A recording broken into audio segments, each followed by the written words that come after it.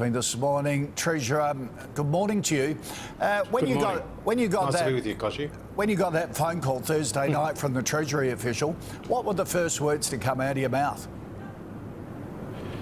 Well, clearly I was surprised, but then I wanted to listen to the explanation. No, and what did you say? You're flaming kidding me?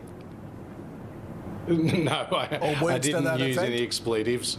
Oh, no, I didn't use any expletives. No. All right.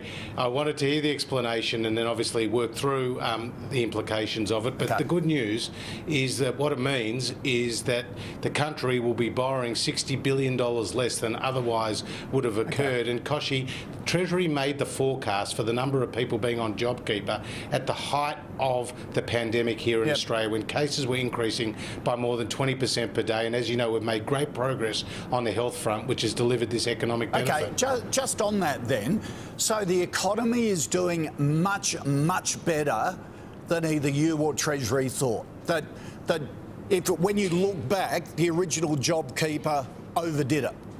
Is that what you're saying?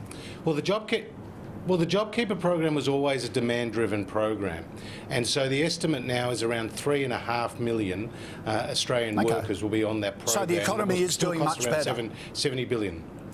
Well, the economy did not fall in the hole that it would have fallen into if we'd gone into the lockdown that we saw in Europe. There still has been a very, very severe impact on the economy. And as you know, 5.1 million Australian workers, nearly half the private sector workforce of Australia, is either on JobKeeper or JobSeeker. Well, a lot of companies that filled in the application got it wrong. It was that instead of putting sort of one, they put $1,500, the amount. Are those companies, have they been allowed to go back and reapply? Because the question was a little confusing, I suppose, for some.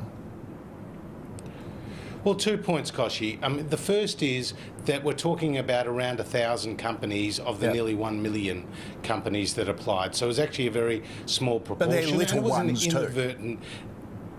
And it was an inadvertent error, as you say, when they were asked what are the number of eligible employees in their business. Instead of putting 2, they put 3,000, thinking that was the amount of money they were going to get from the JobKeeper program. But importantly, that data was not used by the ATO to actually pay out businesses.